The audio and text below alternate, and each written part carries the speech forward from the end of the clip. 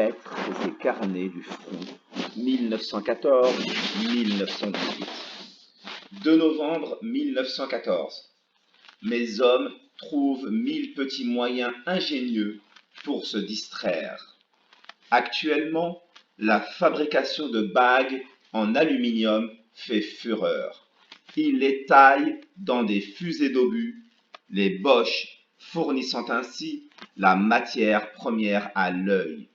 Certains sont devenus très habiles et je porte moi-même une jolie bague parfaitement ciselée et gravée par un légionnaire.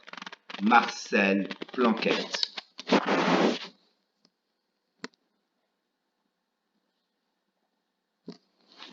1915.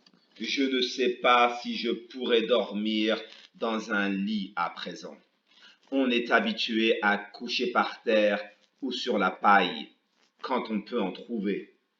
Il y a bien 2 mois que je ne me suis pas déshabillé et j'ai enlevé mes souliers cette nuit pour dormir.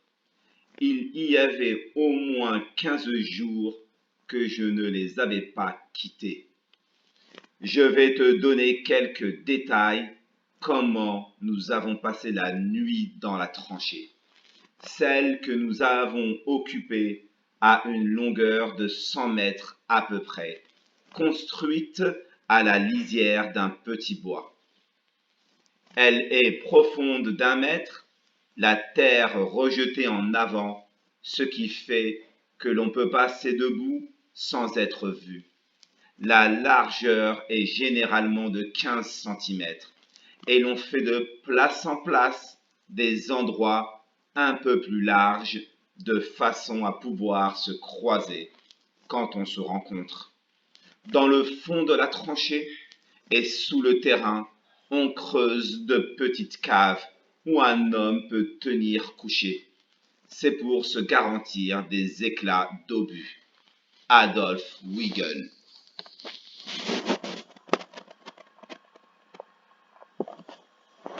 4 décembre 1914. Ma bien chère Lucie, quand cette lettre te parviendra, je serai mort fusillé. Voici pourquoi. Le 27 novembre, vers 5 heures du soir, après un violent bombardement de 2 heures, dans une tranchée de première ligne, alors que nous finissions la soupe, des Allemands se sont amenés dans la tranchée, m'ont fait prisonnier avec 2 autres camarades. J'ai profité d'un moment de bousculade pour m'échapper des mains des Allemands. J'ai suivi mes camarades et ensuite j'ai été accusé d'abandon de poste en présence de l'ennemi. Nous sommes passés 24 hier soir au conseil de guerre. 6 ont été condamnés à mort, dont moi. Je ne suis pas plus coupable que les autres, mais il faut un exemple. Mon portefeuille te parviendra avec ce qu'il y a dedans. Je meurs innocent du crime d'abandon de poste qui m'est reproché. Si au lieu de m'échapper des Allemands, j'étais resté prisonnier, j'aurais encore la vie sauve. C'est la fatalité. Ma dernière pensée à toi jusqu'au bout. Henri Floch.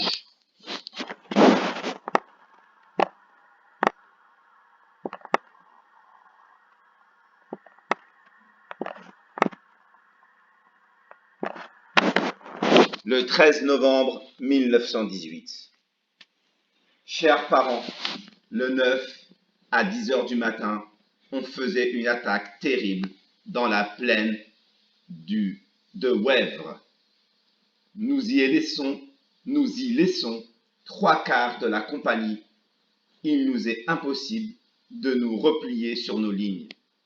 Nous restons dans l'eau 36 heures sans pouvoir lever la tête dans la nuit du 10.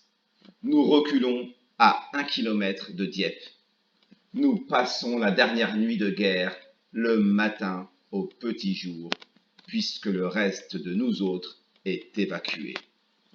On ne peut plus se tenir sur nos jambes. J'ai le pied gauche noir comme du charbon et tout le corps tout violet.